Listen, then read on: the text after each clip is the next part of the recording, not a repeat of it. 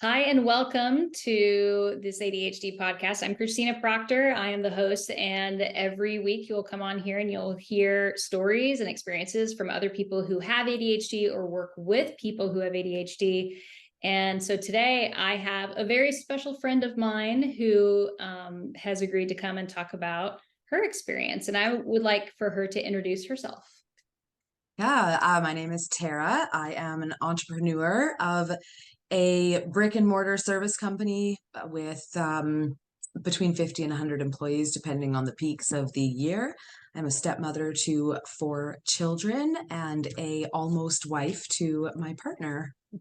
And awesome. We have our dog. Yeah. So busy. That's awesome. Yeah. Well, thanks again for being on with me today. I know you and I cross paths through ADHD entrepreneurial groups, which is really cool. And I would love to hear, and I've actually never heard it, Tara, like your ADHD journey, like what that has been like. Yeah, so the entrepreneurial group that we met through was my first interaction with really ADHD. In fairness, the healing journey that I've been on and have no qualms to talk about, going to a psychologist on a standing monthly meeting because life. Mm-hmm. After working through so much of that, I really felt like there's got to be something more. So when I started to be educated, I didn't search for education. When I came across that creator's page, Mm-hmm. I was like, I want all the things she's talking about. And Mm-hmm. I have a really good start. And I've been working myself to the ground Yeah. for all of these years. And like there needs to be a better way. So I joined the group and that's where we met. And then the story took itself from there. So it wasn't so much about the actual diagnosis for me, but implementing the habits and the practices that just happened to work. So I'm self-diagnosed ADHD. That's going to be my new hashtag. We're going to go with that. Yeah. I mean, for me, self-diagnosis, formal diagnosis, all of those are valid because at the end of the day, if strategies and tactics help and work for you, then Yes. that's awesome. Yeah. Like, I think that's wonderful. And if the content around ADHD and the symptoms resonate with you and you're able to recognize them for what they are instead of going down avenues of not self-love, you're able to acknowledge what it Yep. is to you. And that's really important. And that's a part of my journey as well. So that really resonates with me. So thank you for sharing that. I Yeah. am super interested in hearing about your connection with ADHD as a business owner and like how you see it manifest and what are some ways you see that it, positively impacts your business. Oh, there's so much positive impact. I don't know how to keep stories short. That's So fair. as I say things about me, you can be like, that's ADHD. Yeah. um, I'm totally Be okay clear, with I'm that. not And a I think that it would, diagnostician. I am, experienced with this, but yes. that's right. So with your knowledge, which is way more in depth than mine at all on that realm, please do. I think it'd be a fun game for It'd be a the fun podcast game. if you want to. Totally your call. Maybe Anywho, I should do this with my co-host or guest soon. It's like, is this or is this not yeah, ADHD? you'll just have like a dinging, a bell on one side and a whistle on the other or something. Yes. So, yes. Like a So, button. yes, I should go get my button. You should go get your You are button. a But badass people button. who can't see what we're talking about, like, what do you mean by going and getting your button? Okay, so there is a book called You Are a Badass by Jen Sincero. Yeah. And it is a book that I read kind of, I want to say it was 2 or 3 years ago now. And I had recommended it to a friend and she loved it so much. It changed her life. She sent me a little button that you hit and it Mm. has 4 sayings that play through and they are, you are a badass, do what you love, feed fear a suck it sandwich. It's my favorite. Right? And the other one is, oh no, I can't recall. So I don't actually recall. That's But with ADHD, respect to the workplace, personally, as a leader and a manager, which I do believe are 2 different roles. yes, I Um, agree. really starting with the basics of energy management and understanding a lot of so another thing that I do, so energy management was the first thing. I've been on this journey now for just over a year, and the progress I've been able to see and track and revisit in my journaling and other checklists that are hanging all over the house. Right.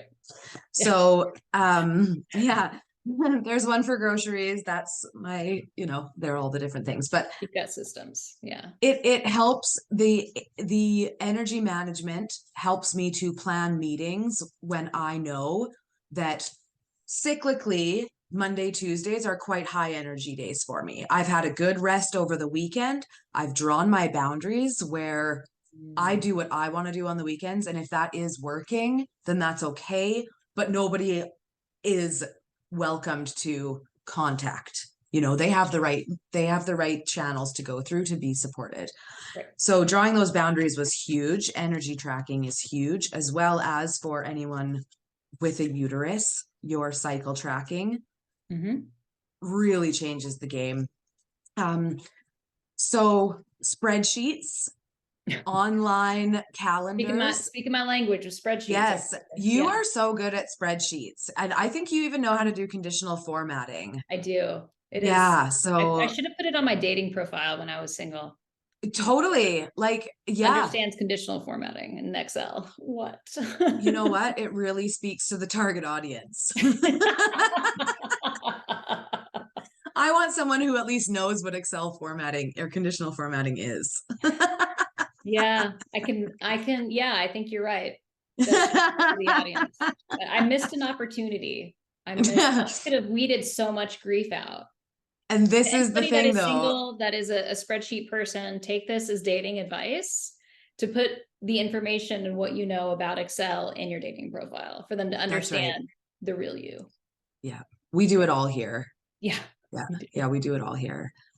So so my style of management has definitely, started changing from burnt out, overwhelmed, frustrated at simple things that you shouldn't be frustrated for. Excuse me. But that changed with counseling.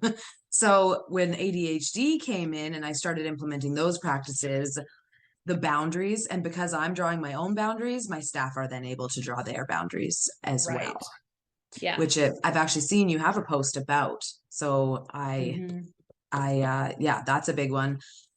And really just the organization and simplicity of our business as it grows, because I'm looking at it from the 10,000 foot going, if this goes here and this goes here, then this isn't going to work and we're going to have to stop.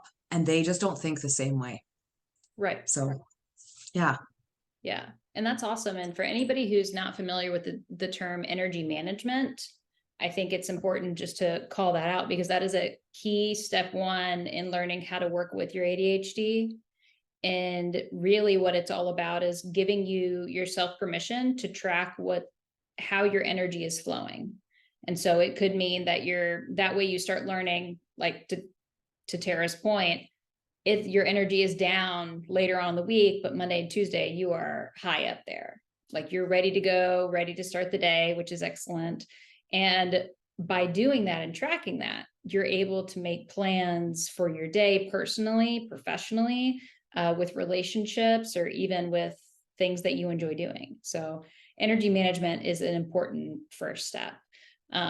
And I'm glad you brought up talking about boundaries and really understanding what you need to do to implement those boundaries. And once you start having boundaries, other people who are working with you or in relationships with in any way feel like they can also start setting boundaries, which really does elevate relationships and business and all of that. And so that really also brings me into, when you think about learning to set boundaries, setting up yourself for success with energy management, Tara, like what does community within ADHD look like to you? Like, what do you do for support? I'm having a coughing fit. You want to take a break? Yeah. Let me just grab my water. I'm sorry. Yeah, Woo. no, you're fine. It's only my second podcast. You're good. You're good.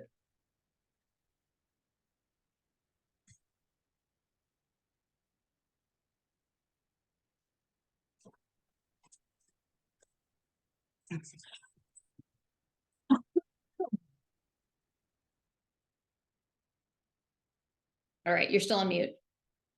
Is that all right? Let's restart with the question. So you got some clean takes. All right, hit it. So thinking about all of that, when you think about setting boundaries, energy management, and you start giving these supports to yourself, what does support externally look like for you, like within a community? That's an interesting question because a really big part of my journey was joining the group where we had that connection. I connected with the group members, but also didn't because we were all in very different paces in our lives. And it really kind of just became something else I needed to do during the day, which wasn't high on my priority list. So finding a quality community worth its weight in gold. Joining a community just to join a community and you don't have an understanding of where you're going or why you're there, that is a waste of your time. Yeah. Yeah. And I think sorry, go ahead. No. So there we go. So from that, I was able to branch off into one of the coolest things about that group was that it was ran in an app called Marco Polo.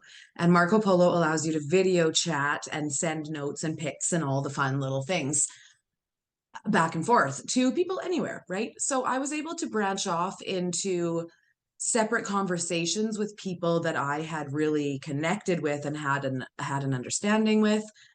And that has been worth its weight. Like I can go into that group. We actually have it. It's called the Accountability Buddies because we're accountable to each other. Yeah. Kristina may know something about that one. And it is just really nice to have currently in our little group, because it's ours, there's 4 of us, and they are all standing mirrors and are able to say what our fresh take on the scenario of the day is. Yeah. And there are not many places where you can go in and know that. I wouldn't say our love for each other in that group is unconditional, but it is absolutely really lenient. And you can be who you need to be in that time and moment, take off your mask and go with it. So I use masking as a tool. I'm masking right now. Yeah. And masking is not something that we have. It takes a lot of energy, going back to energy management, and our energy flows up and down. And that group is very important to me for the same reasons, because it's accountability, it's support, it's people who understand how it feels to be ADHD on days when we are low energy, and high energy too, where we're just like, yeah, I'll listen to you talk about your hyperfixation that you found and your new toy and any challenges you have, ADHD taxes that we all experience, impulsivities, and it can be very powerful. And a use of support like that. ADHD tax is a real thing. I spent $32 the other day to get 2 blizzards delivered from Dairy Queen because I didn't want to leave the house. Did you get what you wanted though? Yeah. And good. It lasted me 4 days because although I had impulsivity and ordered it, I also fostered some self-control. Ooh. I mean, I'm not saying that like mockingly. It's like, I don't know how I would be able to do that. There are certain things that when I get it home from the grocery store, it's gone within like 5 minutes. And I'm like, What's your thing that's gone in 5 minutes? Do what? What's your thing that's gone in 5 minutes? Sometimes I do that with trail mix. I'll just eat Mhm. it. And like, it's in the evening. And like the next morning, I'm like, I ate that whole bag. It is a blackout state, right? It When you're is. just like, bar. And that's the Yeah. hard part, right? Like people don't understand that when we get into those states, sometimes it really is like, it's the disassociation that comes with it. Yeah. Tunnel vision, disassociation, you're just like eating and not thinking about it. And what really stinks is I'm the flavor of ADHD is what I call it, that I don't have an appetite all the time.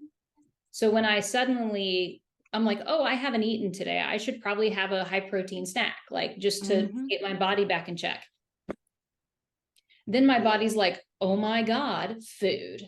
And I'm just like, I'm hungry and I don't have hunger cues. And a lot of people don't understand that sometimes when you're on ADHD meds. And then also sometimes with ADHD, hunger cues feel different. And sometimes we Yes. don't get them at, like, sometimes I don't get them at all. Like your stomach might growl, maybe like a sound cue, but you physically don't feel hungry. Yeah. And It's and not, people are like, that must be nice. And I'm like, it's not, because it's horrible. I can't think. That's right. And so for me, what happens is I get up in the morning, go do the dog thing, come back, have a coffee with a high Mhm. protein cream. Like basically, I make lattes Yeah, though, so like there's a that's legit really cup in smart. there.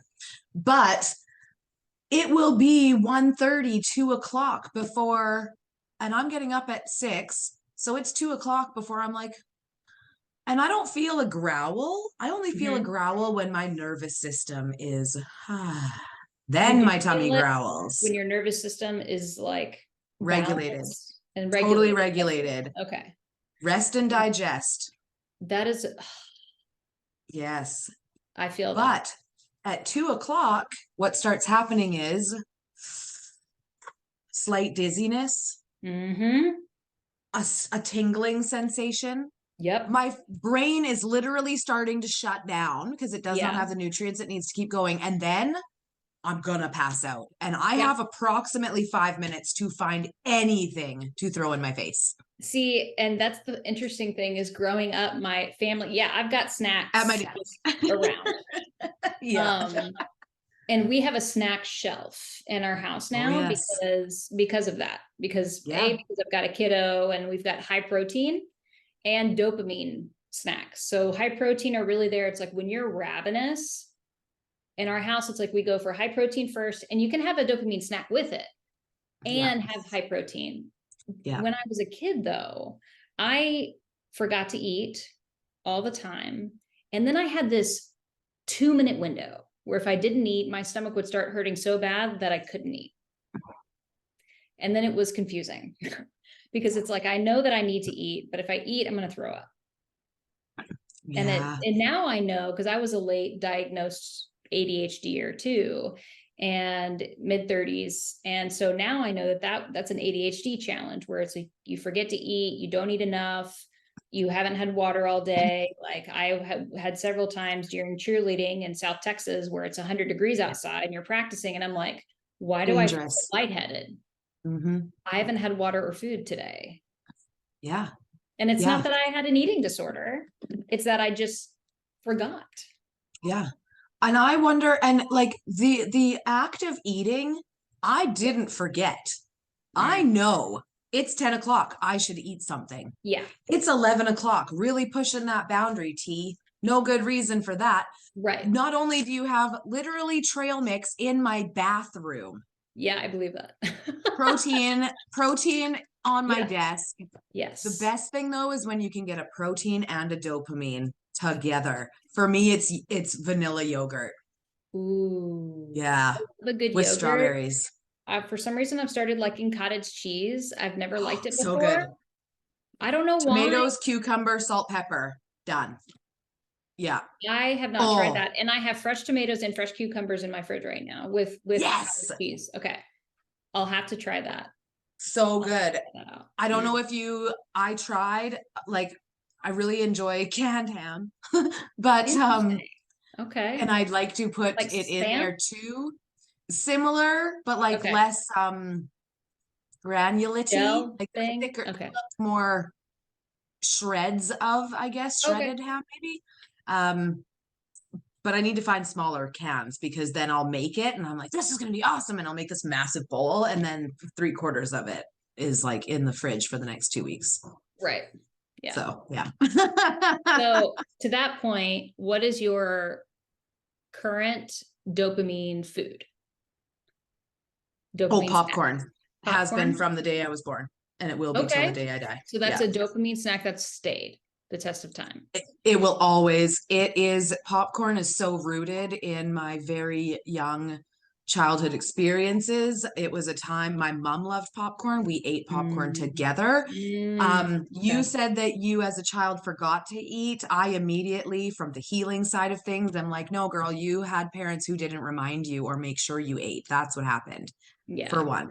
So, Yeah. and then, as we get into our teens, we're like, this is normal. But it was Right. we lived in an ingredients household where like big meals were not being cooked. My mom did not have the capacity for it. Love Yeah. her, no shame to the game. I'm just No. saying that's not how I was raised. So Yeah. popcorn is a love language for me, So especially is if you can that make it right. a dopamine or a safe food then? Oh, I don't know. Is there a difference? I So guess there safe food is. are things that like usually, like you said, stand the test of time. This is my understanding from the community, is Okay. that That makes safe sense. foods are foods that you go back to, that like for me it's carrot sticks. Oh, always have carrot sticks. And then so it sounds like yours might be popcorn. And then Yeah. dopamine could be something new. It could be something sweet. It could be something a little bit, different. Where you're trying stuff out. I go through phases, but I would have to say right now at my desk for the things when I'm like, I just want to really eat something, are original Pringles in a Okay. party pack. Yeah. The little ones. Is that a party pack? No, the extra, like you're having Okay. a party. Yeah. Oh, gotcha. I didn't. for, Okay. Yeah, I for see. one. And pink mints. Okay. Oh, interesting. I just love them. Huh. They're really big though. I wish they made them smaller and a little less hard. Fair. Okay. So that would be mine. So yeah, that would be dopamine food, I would think. And then you've got Okay. your safe food, which is popcorn, Oh yeah. your go-to staple. So that's one of the things that I do for myself for self-care when I go to the grocery store. Because I used to be like, you don't need Oreos, you don't need X, you've eaten too many carrots, and I'd shame myself. Yes. Yeah. Yeah. Also, yes. Yeah. Yes. And so what do you And it's do such a crazy conversation. right? All in your head, right? And like there's actually roles. I call them my roommates. Yeah. My level of ADHD has me thinking that I could write a book titled The Roommates, and it would be Yeah. the different people that come in and really just some try to make it good and do whatever, and some are just like, I'm gonna take you. Kind of there to like shit on your parade. Totally. So with respect to dopamine, then right now I am on a kick and I haven't eaten them in years, but I'm loving them again right now. Vegetable thins, crackers. Ooh. I get Yeah. into, so this is a perfect example of dopamine food or a hyperfixation meal. Like hyperfixation meals, like you eat the same thing every day, and then 2 months later, you're like, I can't even look at this again. Yeah. Yeah. I made eggs every morning for a decade. And then one morning I was like, I can't do this anymore. I can't do this anymore. And I had to have heavy protein. So I still went with eggs, but I'm like, okay, I've got to like put an avocado on top, put it on bread, and like Yes. put some seasoning on it or something. But Yep. I had that hyperfixation meal for a long time. And then I couldn't anymore. Have you had that happen to you where you were like eating a meal and just then can't? It's actually like a regular stage of my day. Like not when because I don't eat regularly, but like when I do eat, there'll be, especially in the winter time, I know I'm gonna have 2 months where all I want is mushroom soup and noodles. Oh. And then yeah, mushroom soup and Ugh. macaroni. Like I was in college Have and you ever that's what I done lived cottage off cheese and of. macaroni? No. Okay, so go on to TikTok and do like Okay. high protein macaroni with cottage cheese, like do a good search on there. And you can Oh, do a higher protein mac and cheese, which I do when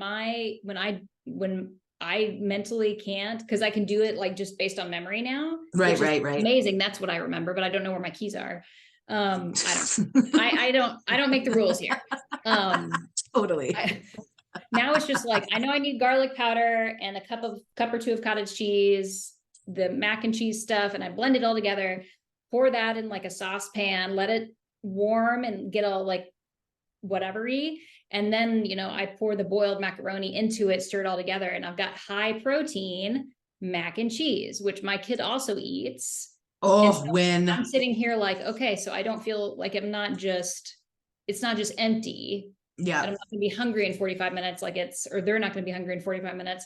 And so I highly recommend. That has been my hyperfixation food meal it was for about 2 months. I was feeding everybody high protein mac and cheese. I love it. And I think that could be even a standing post. What's my Oh, hyperfixation meal of the week? So do you take the cottage cheese and do you blend it, or does it go in yeah. chunky? Yeah, no, I You blend blend it. it. So Okay, yeah, yeah. put Okay. that in a blender with the regular powder, some extra garlic powder, and whatever kind of other seasonings you want. Yeah. TikTok has some great options. Blend Yeah. it all together till it's really smooth, and then I simmer that in a pot just for a second, and then I put the noodles in. Okay, so you're just using it in place of the milk. Makes sense. Yeah. Love it. But I'm totally trying it. I'm gonna protein. wait for the kids to come home so that I can blind taste test them. So one of my Ooh. favorite things to do is switch stuff in their meals to make it healthier, and they have no idea. I got some really good lentil because that cheese sauce was so much more. I Yeah. also got lentil pasta. So Ooh, fiber, yes. protein. And so you actually couldn't tell, because sometimes I can tell that stuff is lentils or cauliflower pasta. I'm like, bleh, bleh. Mm-hmm, I don't like mm-hmm, it. mm-hmm. I eat it, but I don't like it. And that Right. time I was like, no, this is fine. Yeah, Like I love that. the cheese sauce is the winner here. Okay, So I had well, high protein and fiber, which I was like, sweet. that's So so great. yeah, So great. And carbs. yeah. Damn near And full meal. I am lactose intolerant, but cottage cheese is usually okay for me. So I was okay. If you're listening and you're lactose intolerant, do what you feel is needed for your body. I usually take a pill. But yeah, but I'm just saying my personal life experience. Yeah. Disclaimers on dietary consumption here. Ding ding, disclaimer Exactly. alert. Exactly. Yes. So it's funny you bring up IBS or irritable bowel, not irritable bowel, lactose, because yeah. I thought I had IBS and and it wasn't quite right, but then it was like a low level of lactose intolerance. So I went to pea milk for coffee and changing things around, but like cheese, I've yet to find a replacement that I'm like, yes. Yeah, no. And honestly, Hard it's so cheeses I can expensive. I'm like, I'm handle not even because the trying. bacteria eats the lactose. So harder cheeses are okay. Oh, But okay, okay. yeah. So with the energy management and Yeah. knowledge of course, your inner child and your safety and your healing, Mm-hmm. I hired an energy worker Oh, to cool. we did it over Zoom. I hooked up to her in the Stan store, booked our Mm-hmm. session, and she did some energy movement through my body, and I have been enjoying cheese ever since. Wow, that's Yeah. interesting. It's Okay. amazing how much is in your head. And, Huh. she had asked questions like, what do you remember about being a kid? Like, how did this, like, Mm, basically, what did lactose have to do with your childhood? right. And it was I mean, not amazing to that say that science and bodies don't exist, right? But it's also right? a part of your mind. And scientists have studied this because I was reading in psychology class to that point when I was in college that there was a guy with multiple personalities, like very different, in a hospital, kept under watch, where one of the personalities was allergic to orange juice, the other was not. Right? And so one personality sometimes would be there and they would consume orange juice and go into shock. or go into the anaphylactic or like have a physical response to the OJ. Yes. And the other personality did not. Wow. So weird. Like, I mean, it's incredible what the mind and the body does in conjunction together. It's like amputees who have a part of their body amputated, and they have something called phantom limb. So I myself have had a mastectomy. I had sensations, like, I mean, but I don't have nerves there anymore because they like scoop out the mammary glands and everything for my mastectomy. And when I had sensations and felt like nerves, it actually felt like milk letting down, if anybody's ever breastfed.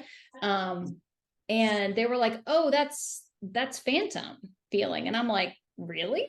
And they're like, yeah, that's what that is. Your brain doesn't know that your boobs are gone. Like, it's like, what? It's totally legit. And so through the journey, of course, I was like, I need to fix my brain. So I started listening to, and that's another ADHD trait, is like you just research and learn everything. Oh my God. When you need to know, right? So I hooked up to Andrew Huberman, who's a neuroscientist out of the University of California.